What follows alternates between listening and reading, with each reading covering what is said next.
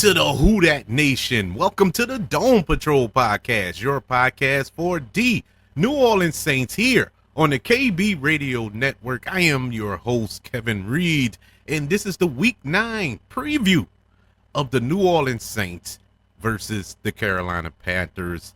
Take 2, our second matchup with the Panthers this season. We all know what took place in our first meetup in the very first game of the season when the Saints demolished the Carolina Panthers. You know, I got to start off with some good with some good karma, because I'm being honest with all of you out there. Thank you all for joining me, even though I know a lot of you in the Who Dat Nation really could care less about the Saints right now because they haven't given us much to care about. But I thank you for joining me and sticking with the squad. I mean, it's hard. These are hard times, but we are still Who Dat through and through. But it's been so long since it's been something exciting to talk about when it comes to the New Orleans Saints. And we got to think all the way back to week 1.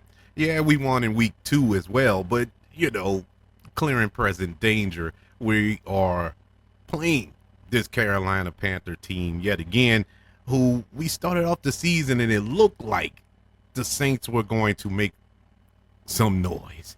The Saints were going to be something that the league will be talking about for the remainder of the season. Well, part of that is true. The Saints are being talked about, but not in the sense that we thought after that week 2 matchup against the Panthers. Such a contrast, you know, from when we last met. We were optimistic going into that game, you know, start of the season. How are we going to fare? It was already predestined that the Carolina Panthers weren't going to be good this season, so it wasn't a shock that the Saints came in there and won the game. But in the matter that they won, that's what took everybody like, my God. I mean, the Saints put up, 40-something points in that game, and it wasn't even a contest. It was like we were out there with a high school team. Well, I think a high school team would have been more competitive than the Carolina Panthers on that day. But, man, and then you get to week 2 when you played a better team because, you know, after that win, it was like, well, we did that, but that was against Carolina.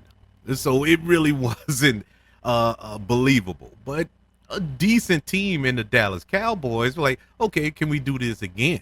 And they did. They actually did. And so all eyes were on the New Orleans Saints. But ever since that, it has been borderline depressing to watch this team play. And we've been on a 6-game losing streak ever since. And really no end in sight, even though the Carolina Panthers are in our crosshairs right now. You know, just to put it out there, I'm not 100% certain the Saints will win this Sunday. I'm being real.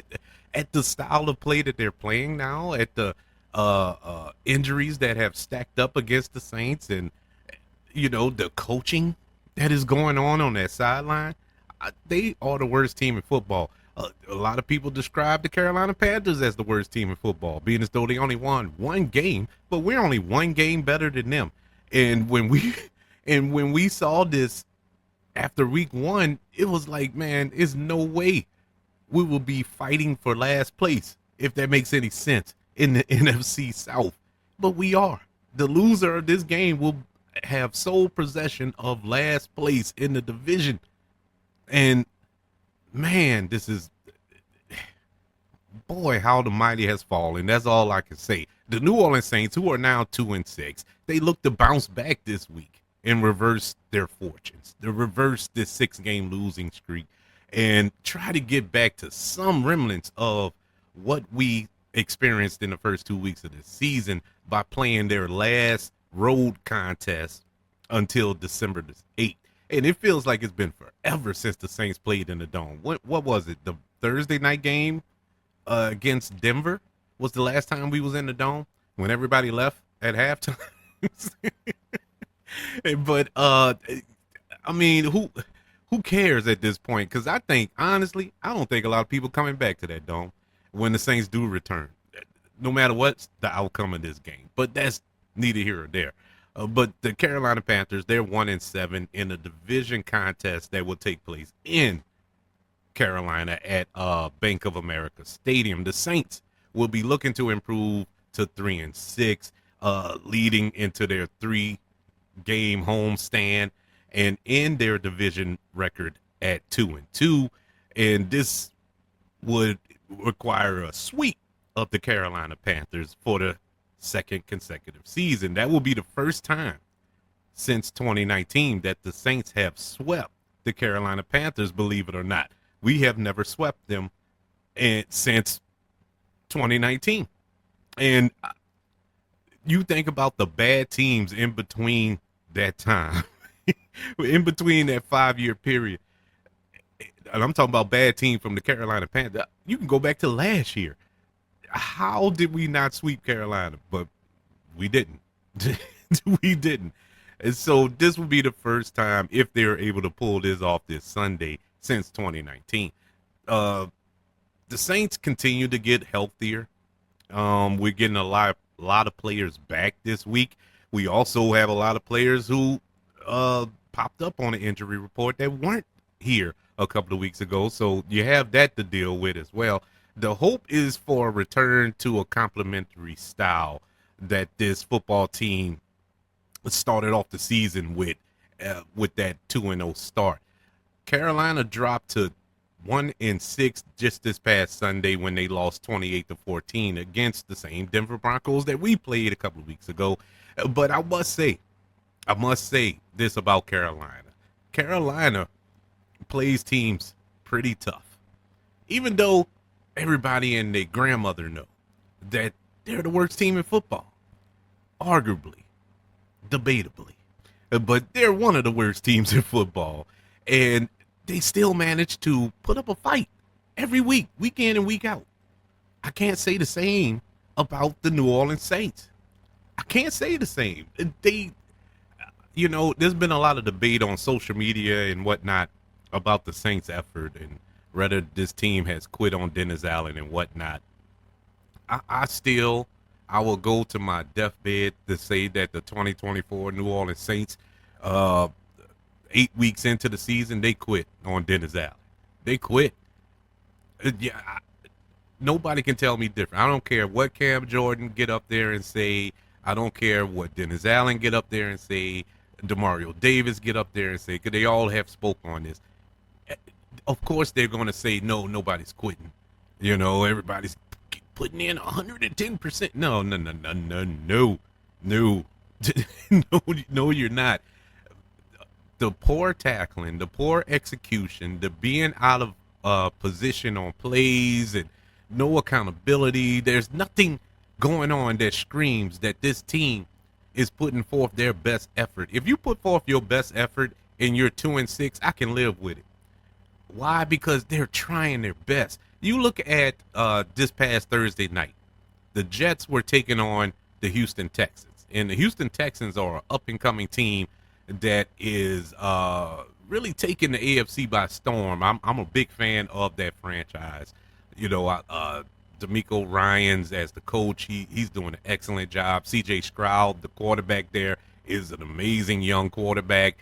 They have a lot of pieces. They also have some injuries too, but at the same time, they are a well-coached, hard-fought team, physical team. And the Jets, who are 2-6, just like the Saints going into that game, fired their coach a couple of weeks ago. It looks like the team was in disarray. Aaron Rodgers were pouting on the sideline and all this other foolishness, and it looks like all was lost.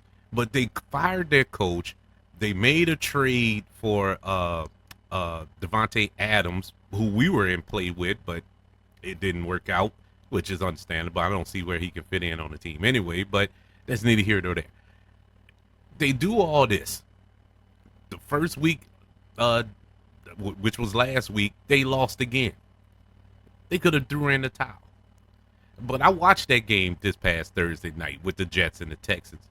Jets played hard. They played hard last week. I forgot who they were playing. I think it was the Dolphins. or it could have been somebody I can't remember, but they played hard in that game. They just came up short. Actually, Aaron Rodgers was throwing picks out of the wazoo. I don't know what was his problem, but everybody else was playing hard.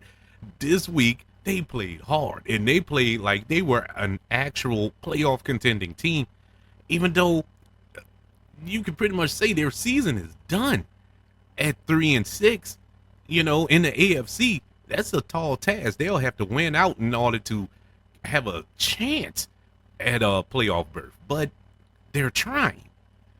Whereas the New Orleans Saints, they're not trying. And you look back on the games that the Saints have played, the teams that they have played, you can't tell me that the Los Angeles Chargers are better than the Saints. At best, I'll give them their equal, but they weren't better than the Saints. They won the game, but they weren't trying. I mean, they had the same. If you look at the stats from last week's game against the Chargers, they were identical. They had the same amount of yardage, rushing yardage, passing yardage, yards average per play, and all that. All of it was close to identical, maybe off by 5 or 10 yards here or there, but they were the same team, and the Saints still couldn't manage to win that game. They still lost by double digits and only can manage 2 field goals in that game. Couldn't get in the end zone. So that's effort, that's coaching, that's everything all around. There was nothing about that game you can take away and say, okay, the Saints can still build on this. No, you can't. Nothing. Defense looked bad, offense looked bad, special teams even looked bad in that game. But yes, it's just been disappointment after disappointment. Saints have found the way to lose all 6 games. They did not lose any of these 6 games the same. That takes skill. I'll give them that. There was effort there. It's effort to lose a game a different way 6 different times in a row, and the Saints managed to pull that off. Going around the NFC South this weekend, the Atlanta Falcons, who are 5-3, they're at the top of the division right now. And just so happened, after we play Carolina this week, Atlanta comes to the Dome next week. They will play the Dallas Cowboys, who are 3-4 right now. They played this Sunday. The Tampa Bay Buccaneers, who are 4-4, they have to travel to Kansas City to play the undefeated Kansas City Chiefs on Monday Night Football, just like we had to play them on Monday night. Or do they play in Kansas City? It don't matter. They can play on the moon. Kansas City they're a beast, man. But looking at those 2 games, if we're going to play the optimistic game here, that can put the Saints back in position to do something.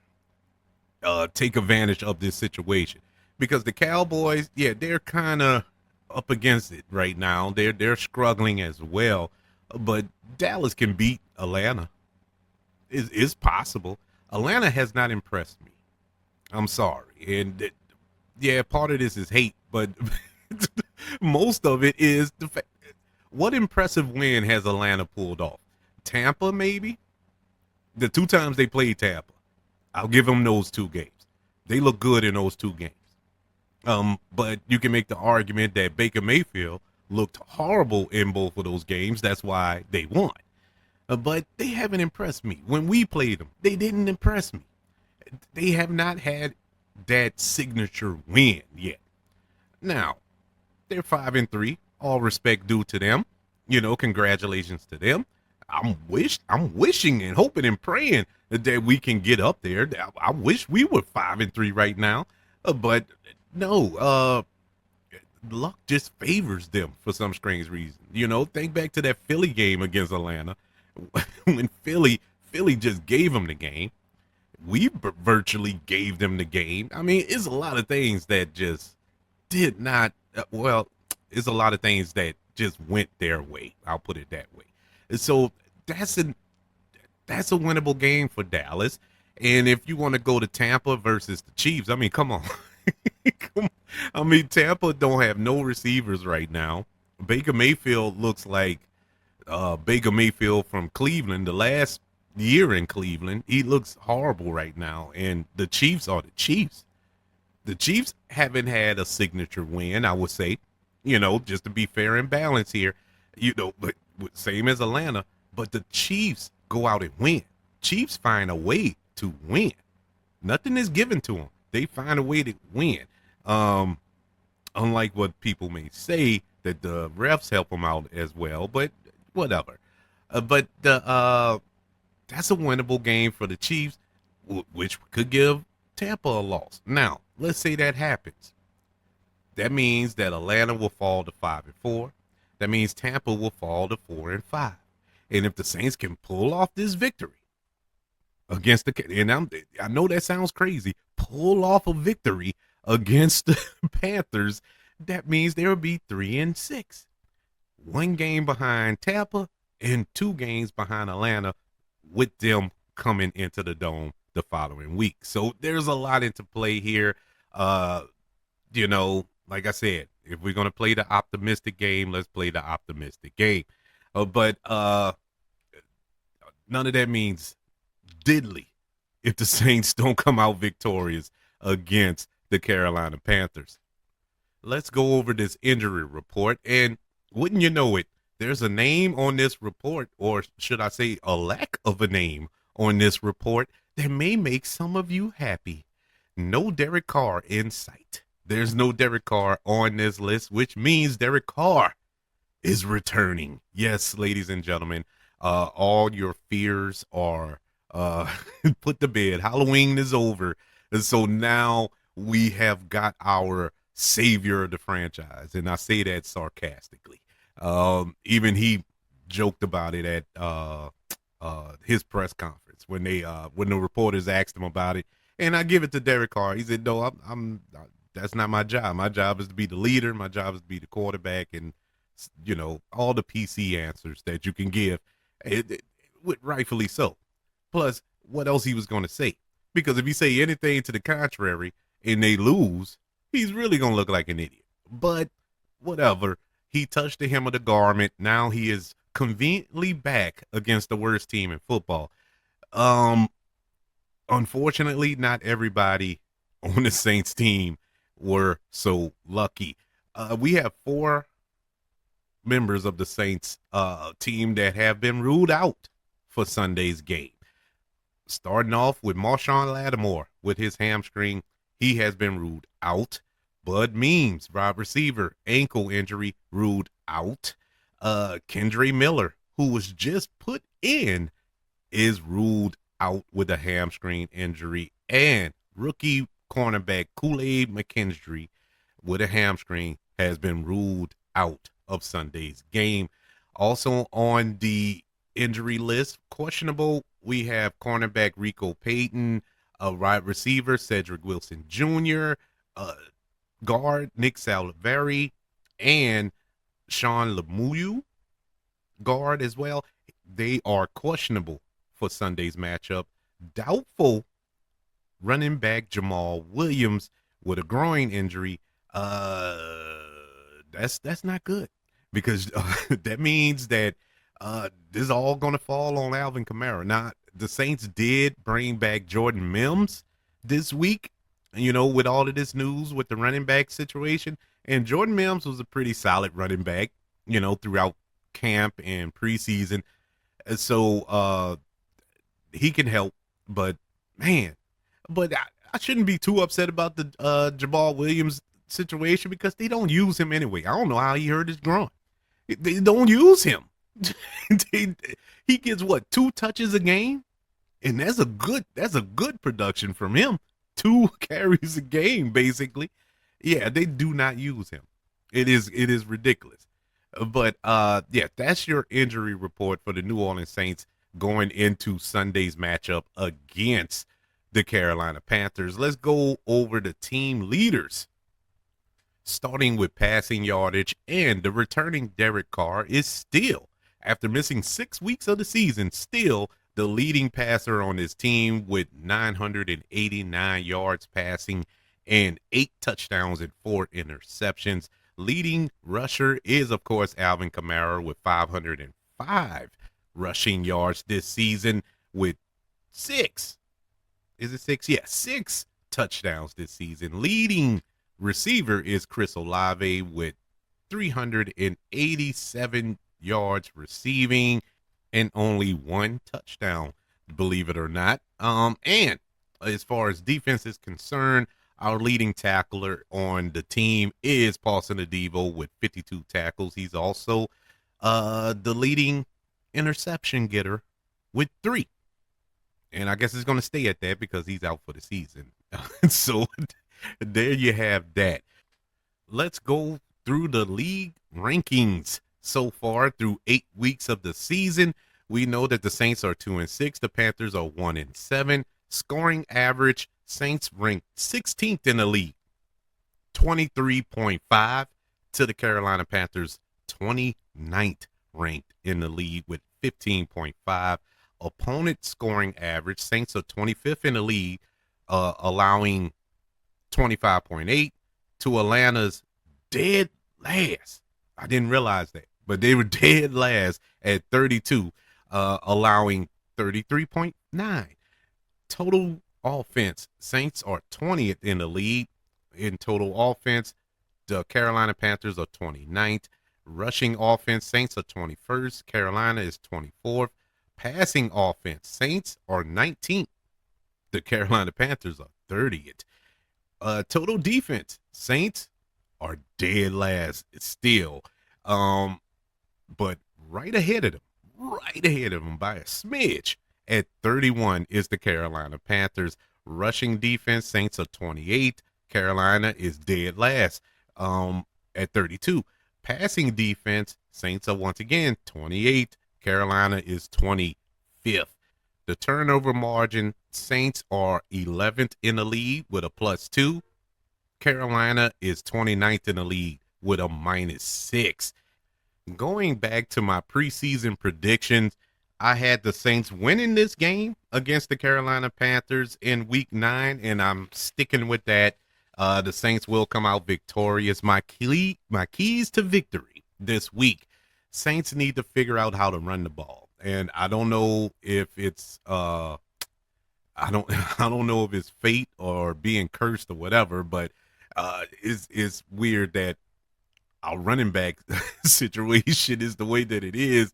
And the key to winning this game is running the ball. We have to control this game, control the tempo of this game.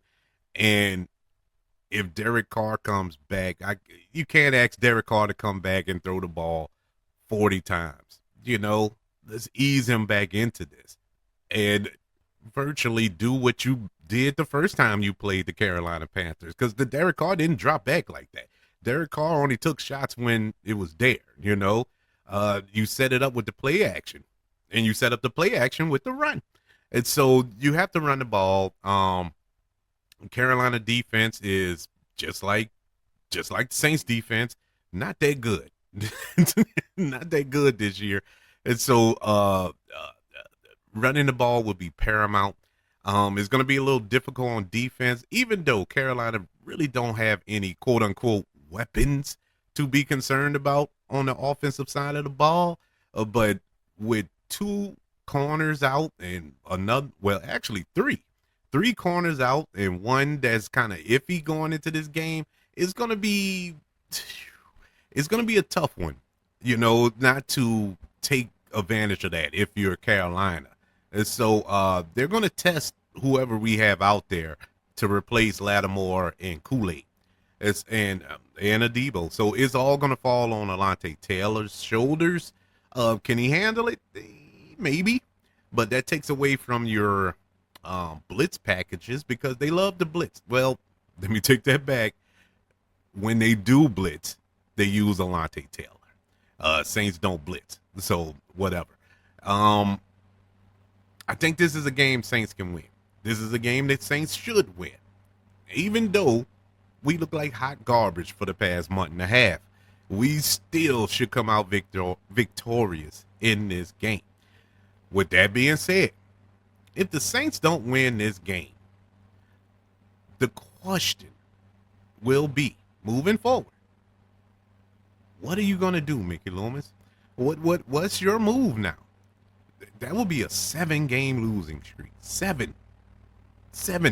And if you can't beat Carolina, you can't beat nobody. Let's just be real. And with all due respect to the Carolina Panthers, but let's be real.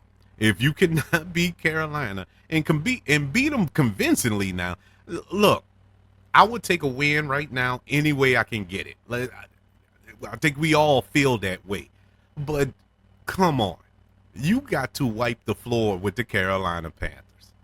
You have to take out all your frustrations on the Carolina Panthers. You have to get right in this game. This is the get right game.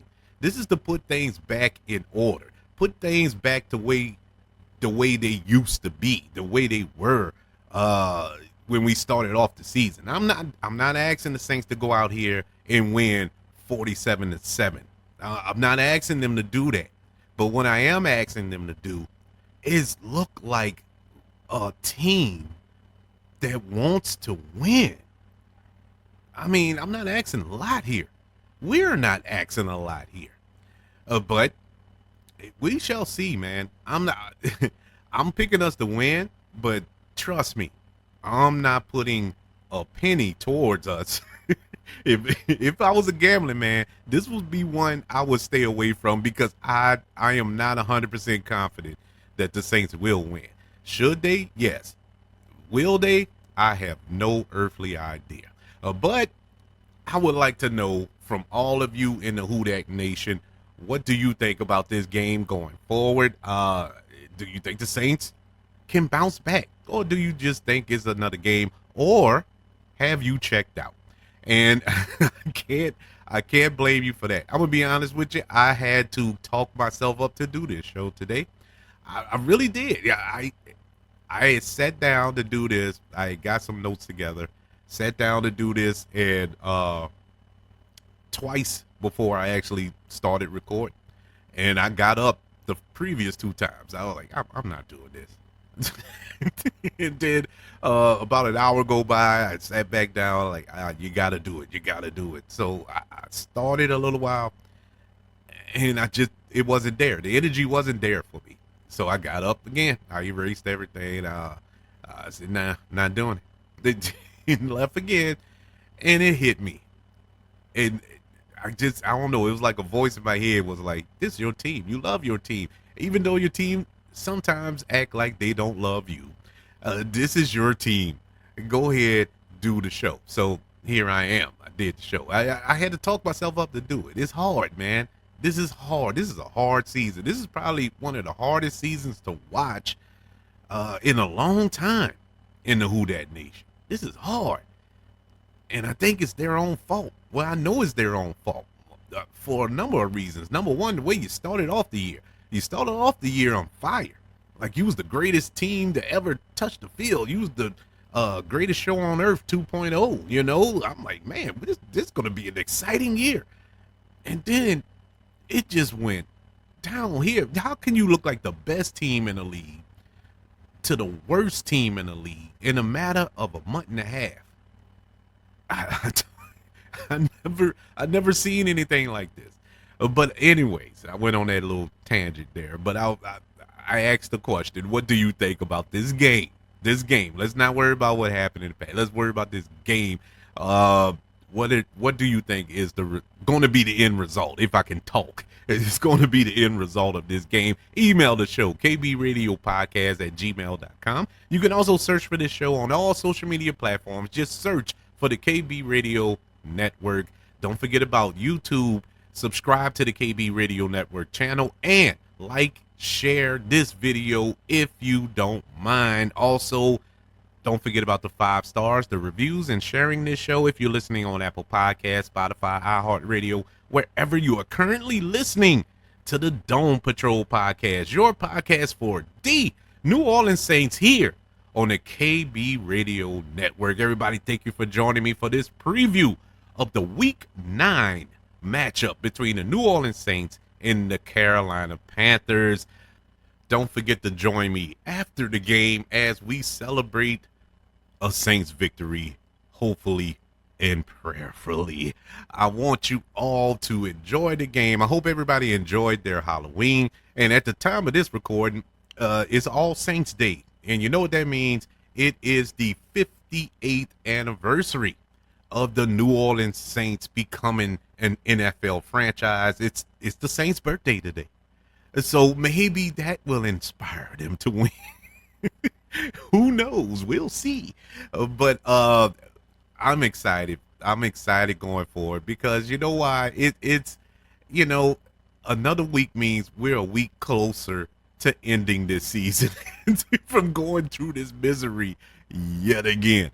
But I don't know, man. I hope this team can turn it around, despite the fact that sometimes I feel like throwing a brick through the window over there on airlines. But even though I get mad, even though I am disgusted, even though I am emotionally checked out at times with this team, like everybody else in the Who Dat Nation, I'm still going to be screaming to the top of my lungs, Who Dat?